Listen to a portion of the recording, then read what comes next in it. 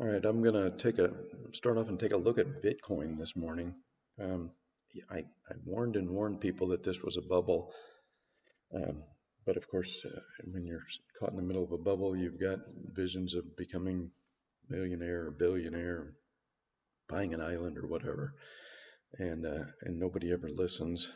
Um, and the more dips that get bought, the more cemented into traders' brains it becomes that there is no risk and that every pullback will be or is a buying opportunity and will be recovered.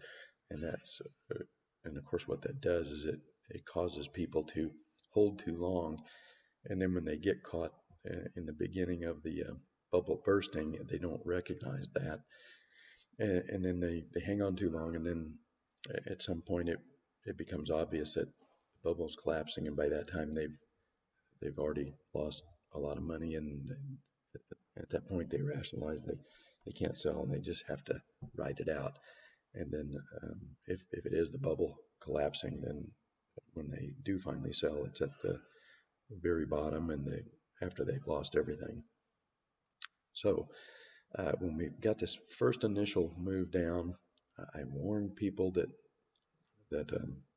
an intermediate decline almost always unfolds as an ABC pattern, and yet I saw many traders panicking back into the market here, assuming that Bitcoin was going to go to 100,000.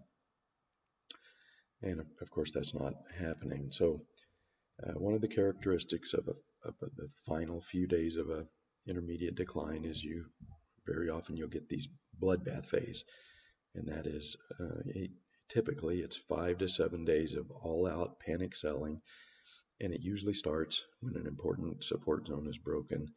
And I think I can make a case that in Bitcoin, that was this pivot right here. Um, Price tried to hold that a couple days ago, tried to recover yesterday, couldn't. I would call that day one. We're on day two. We've already retraced almost back down to the 200-day moving average, but as I said, these bloodbath phases tend to last 5 to 7 days, so unlikely, in my opinion, that it's going to end on day two of the bloodbath. And considering that at the top here, we were stretched, I think at this point we were stretched 200% above the 200-day moving average and probably 150 to 180% here. So the rubber band got stretched really, really far in the upward direction. That's going to and is triggering a very violent regression event. So I don't think it's out of the question at all that price could slice through this 200-day moving average. And usually these parabolic moves, and make no mistake, this is a parabolic move. This went up 200% in 4 months. Um, they will very often retrace, the entire parabolic event from where it began. In this instance, I would say the parabolic move began at 20,000. So I don't think it's completely out of the question that Bitcoin could retrace all the way back to 20,000 before this bloodbath phase is over. And the bigger picture is that this may be the first bubble that's popping. So let me move over to the S&P.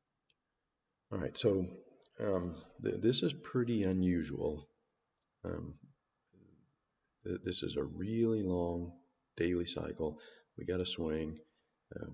We got some follow through. The McClellan oscillator popped back above zero. So all the initial indications were that we were coming out of a daily cycle low, but um, generally, not always, but generally, you don't retest that daily cycle low in the stock market. It does happen. You can see it happened here. We got a retest.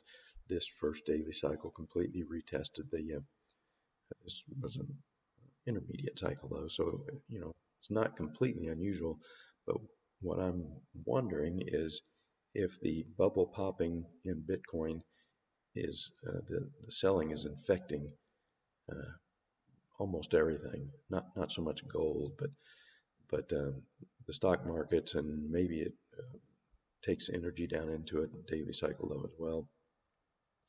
Um, so there's a chance that we get an undercut here, um, and then we get our true final daily cycle low.